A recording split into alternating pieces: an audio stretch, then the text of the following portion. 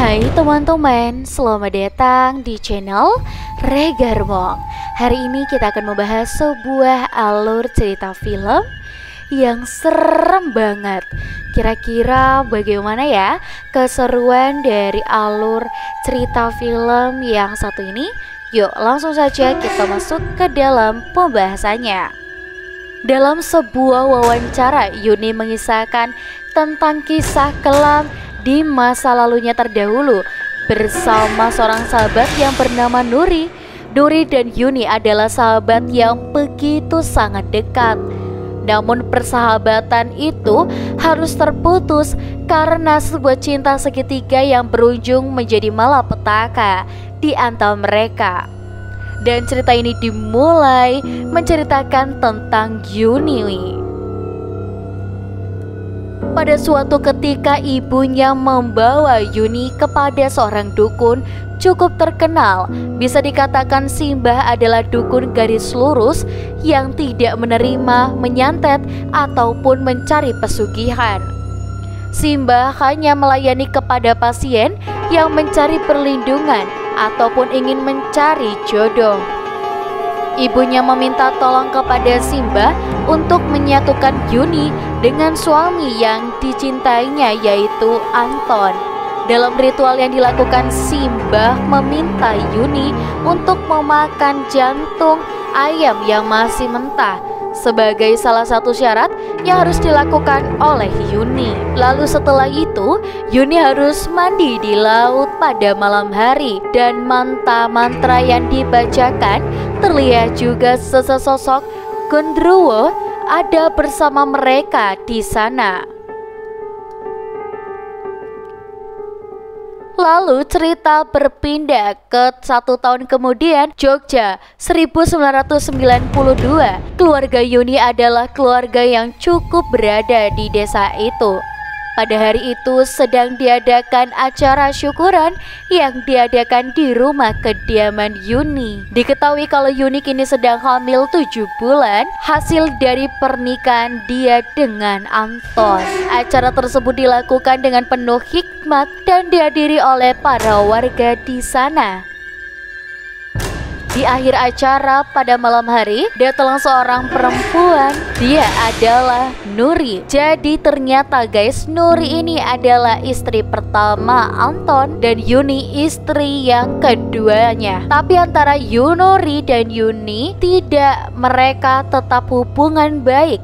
Terutama Nuri sebagai istri pertama cukup berbesar hati untuk mengizinkan Anton menikahi Yuni.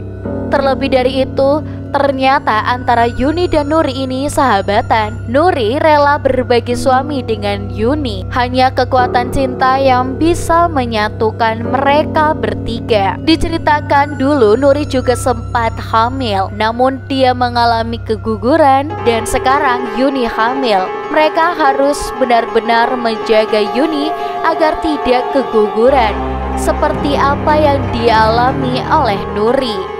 Walaupun di antara mereka bertiga terbilang cukup rukun, tapi ibu Yuni masih ada rasa takut. Takut kalau Anton lebih berpihak kepada Nuri. Apalagi sekarang Anton sedang mengantarkan pulang Nuri. Di rumah Anton sempat mampir. Walau bagaimanapun, rumah ini adalah tempat bagi pulang Anton. Anton harus bersikap adil, membagi waktu untuk para istri-istrinya. Di rumah itu Nuri hanya tinggal sendirian, dan tiba-tiba Anton mendengar ada suara gaduh di atap rumah. Ada sedikit kekhawatiran, takut ada sesuatu di rumah. Anton hanya ingin memastikan semuanya aman. Di saat bersamaan, hujan pun turun. Nuri yang merasa rindu akan kehangatan meminta jatah kepada Anton. Karena walaupun bagaimanapun, Nuri butuh pelayan kasih sayang dari Anton. Sesaat kita juga diperlihatkan kepada masa lalu ketika semuanya belum menikah. Nuri di sini kuliah di kampus yang sama.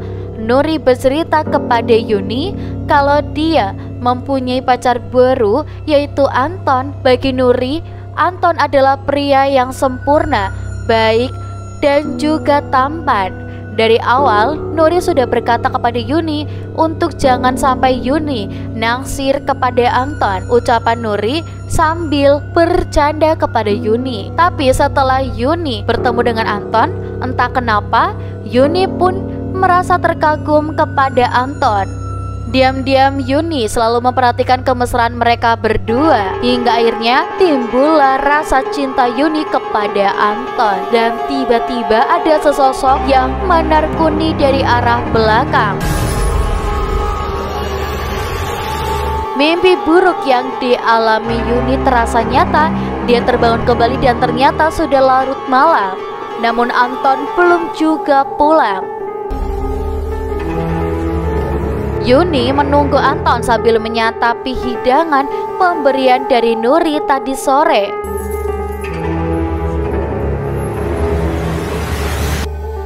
Dia dikejutkan tiba-tiba terdengar ada suara sinden menyanyikan lagu Jawa. Di saat bersamaan timbul rasa sakit tak tertahan menyelimuti kandungan Yuni. Dimulai sejak dari sinilah keanehan-keanehan terjadi kepada Yuni. Dia tidak sadar kalau ada sesosok yang sedang mengawasi dirinya. Pada malam itu auranya terasa berbeda. Yuni merasakan ada beban yang menidih di pundaknya. Yuni kembali masuk ke dalam kamar menunggu Mas Anton di sana. Tak lama kemudian yang dinanti pulang. Namun ada yang aneh dengan sikap Anton tidak seperti biasanya. Dia sama sekali tidak berbicara sedikit pun dan langsung tertidur. Yuni mengira dia adalah Anton, tapi ternyata itu adalah sesosok yang menyerupai wajah Anton.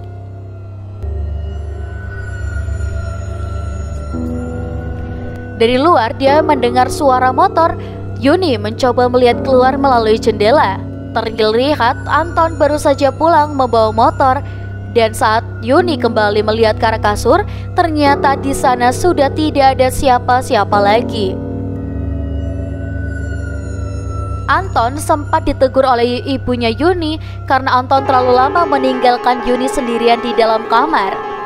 Beberapa langkah ibunya berjalan, tak sengaja dia menendang sebuah bungkusan kain putih. Ibunya lalu membuka bungkusan tersebut yang membuat dia terkejut. Ternyata bungkusan itu berisi tanah dan batang bambu. Ibunya tahu kalau bungkusan itu adalah sebuah kiriman santet dari seseorang. Di keesokan hari, setelah Anton mengantarkan Yuni ke rumah sakit, saat mereka kembali pulang, ternyata di rumah sudah kedatangan budenya Anton. Bude datang dari Solo untuk menjenguk Yuni yang sedang hamil. Tapi di sini Yuni sendiri terlihat kurang begitu senang dengan kedatangan Bude. Kamu lebih suka ngambil keputusan sendiri. Dari awal Bude tidak pernah setuju sama pernikahan kita. Usut punya usut, ternyata dulunya Bude sempat tidak menyetujui pernikahan Anton dengan Yuni.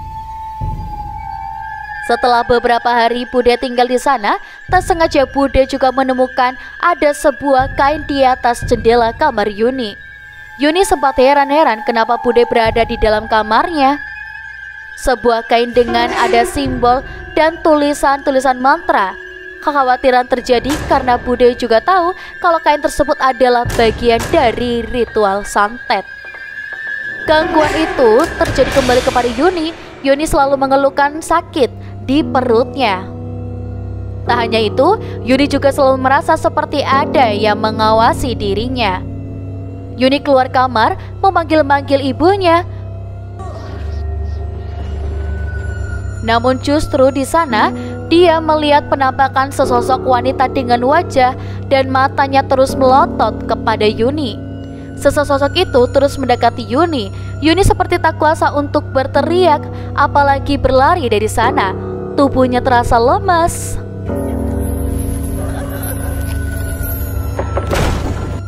Sesosok itu memegang perut dari Yuni. Tak lama, untung saja Bude melihat Yuni sudah terkapar dan kakinya sudah tertimpa oleh lemari. Yuni kembali merasakan mual yang sudah tak terang lagi. Tak diduga ternyata Yuni memuntahkan rambut di dalam mulutnya. Bude dan ibunya pun sudah merasa kalau ini adalah kiriman santet dari seseorang untuk menyerang Yuni. Namun dengan kejadian yang menimpa kepada Yuni barusan, justru Yuni malah curiga kalau ini adalah ulahnya Bude.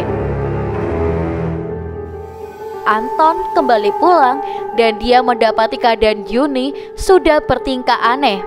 Yuni kerasukan dan tiba-tiba dia bisa menari layaknya seperti seorang sinden.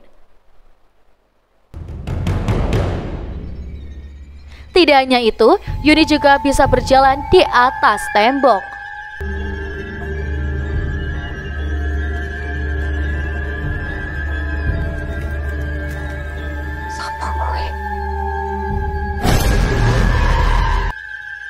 Yuni yang dirasuki mendekati ibunya. Dia berkata kalau kehidupan keluarga Yuni tidak akan bisa tenang.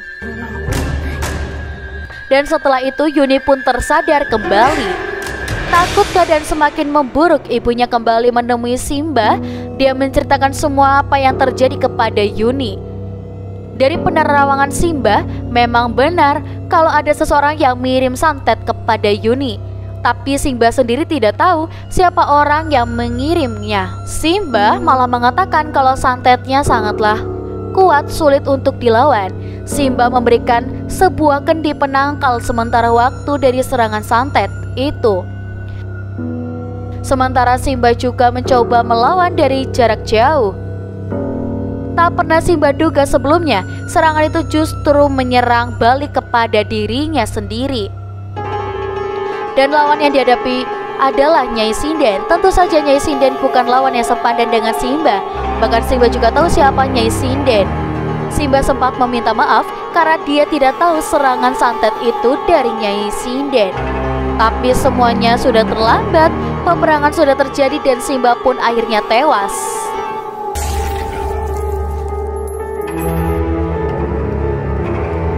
Kembali ke rumah kediaman Yuni, gangguan kini terjadi juga kepada ibunya. Nyai Sinden menyerang kepada ibunya.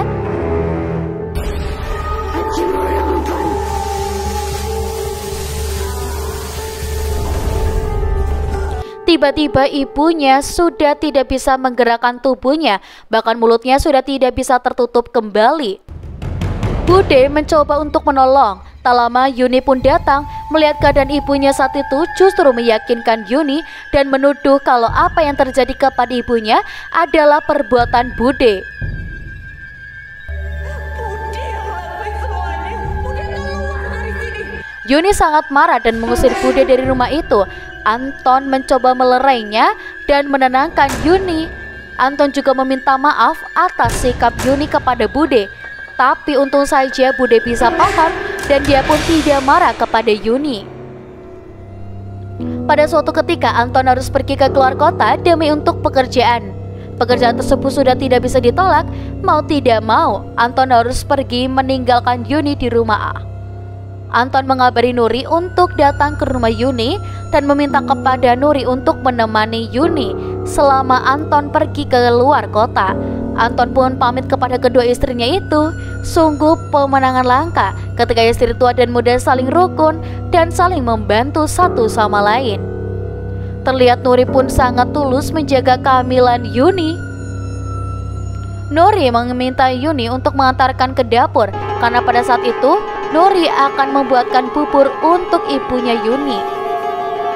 Namun keanehan terjadi kepada Yuni. Dalam penglihatannya Yuni di sini melihat memotong sampai ke jari-jarinya. Lalu tak lama Nuri menjadi aneh menghampiri Yuni dengan membawa sebilah pisau. Tapi pada kenyataannya itu hanyalah halusinasi Yuni saja. Semua kembali seperti semula saat mereka akan pergi ke dapur. Yuni merasa situasi yang dialami selarang seperti sudah pernah dialami dan kejadian itu terulang, di mana Nuri kembali menyerang dirinya.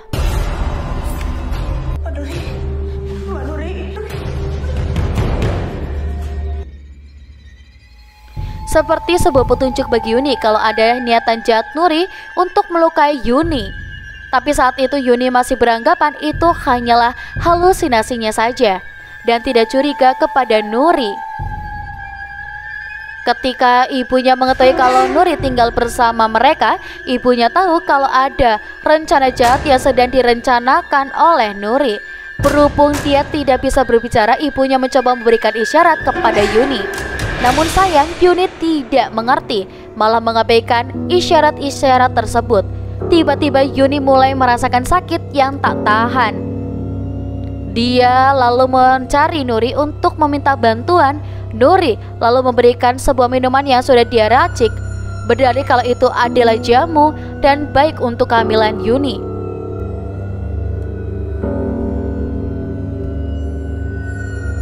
Di lain sisi, Bude tak lantas acuh dan dia yakin kalau ada yang tidak beres di rumah Yuni. Dia mencari Simba untuk meminta bantuan soal apa yang terjadi kepada Yuni. Naas di sana, Bude hanya melihat Simba yang sudah tewas dengan cara mengenaskan.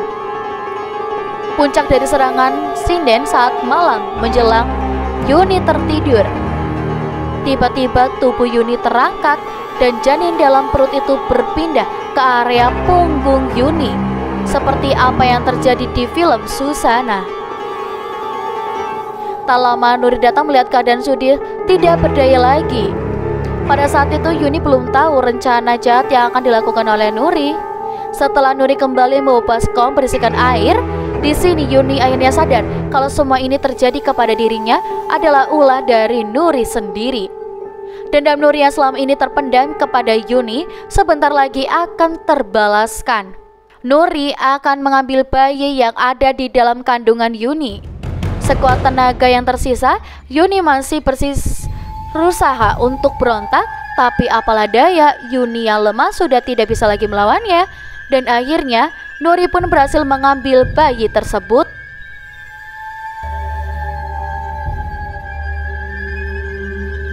Bu, cucumu sudah lahir. Nuri membawa tubuh Yuni ke pekarangan rumah belakang dan memasukkan tubuh Yuni ke dalam kuburan. Sementara Bude tak berhenti berusaha untuk menyelamatkan keluarga Yuni. Dia mencari bantuan kepada seorang ustadz dan membawa ustadz kembali ke rumah Yuni. Namun keadaan rumah sudah sangat sepi dan tidak ada satu orang pun di sana. Sampai ustadz melihat ada bekas darah di lantai. Ustadz mengikuti arah dari bekasnya dan akhirnya ustadz menemukan tubuh Yuni ada di dalam kuburan. Untung saja Yuni masih hidup. Dia hanya pingsan setelah bayinya diambil oleh Nuri. Di saat bersamaan Anton kembali pulang setelah dia pergi dari luar kota. Tak pernah dia duga sebelumnya melihat keadaan rumah sudah sangat berantakan dan banyak darah berceceran. Anton menemukan Yuni, Bude dan Pak Ustadz di sana.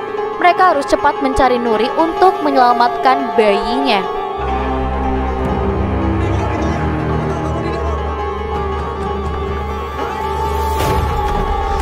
Anton bersama Pak Ustadz menemukan Nuri berada di salah satu kamar. Melihat Nuri sedang melakukan ritual untuk mempersembahkan bayi tersebut, karena selama ini Nuri sudah terikat perjanjian dengan iblis untuk memberikan bayinya kepada Nyai Sinden. Tak lama, Nuri dirasuki oleh Nyai Sinden.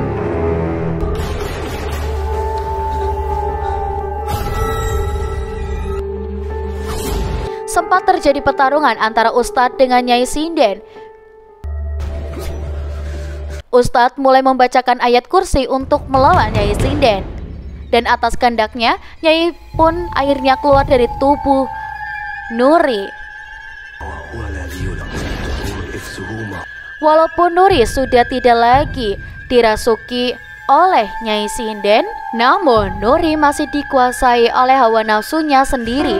Dia masih menyimpan dendam kepada Yuni. Dia mencari Yuni, tapi untungnya saja masih bisa menghindar dari serangan itu.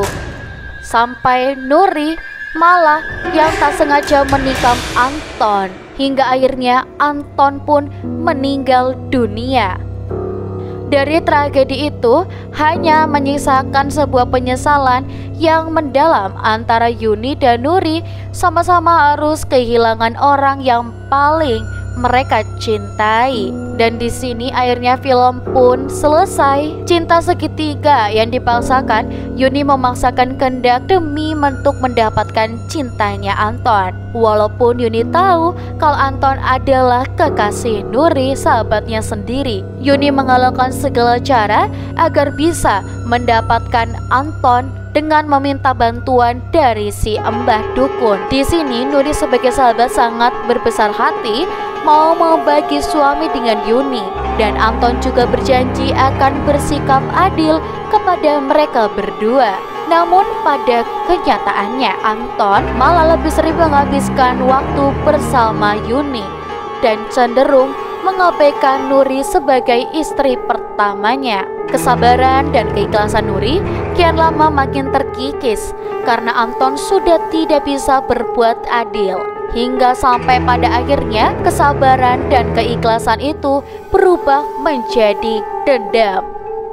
Tidak tanggung-tanggung, Nuri meminta bantuan kepada Nyai Sinden, sesosok dari bangsa jin dengan kekuatan yang luar biasa. Nuri di sini meminta bantuan agar Anton kembali menjadi milik dia seutuhnya, dan menjanjikan kepada Nyai Sinden memberikan bayi dari Yuni untuk sesembahan dia kepada Nyai Sinden. Sejak kejadian itu, Yuni tidak pernah bertemu lagi dengan Nuri dan tidak pernah terdengar kabar dari Nuri lagi. Pesan yang bisa kita ambil, jangan pernah mencintai seseorang yang melibatkan setan di dalamnya, karena cepat atau lambat kehancuran itu pasti akan terjadi. Nah, untuk alur ceritanya sudah selesai ya teman-teman. Benar-benar seru banget sih dari awal hingga akhir, yang banyak banget kita menuduh Bude, dan ternyata yang menjadi pelakunya itu adalah istri pertamanya sendiri. Wow, benar-benar membuat kita jadi kayak makin tambah penasaran ya, apakah kira-kira ada selanjutannya atau tidak. Dan buat teman-teman di rumah, kalian jangan lupa untuk like, komen, dan juga subscribe channel ini. Dan kalian juga jangan lupa pantengin terus channel ini ya, karena kita pasti akan bertemu kembali dengan video-video menarik lainnya. Sampai jumpa semuanya. Dadah guys.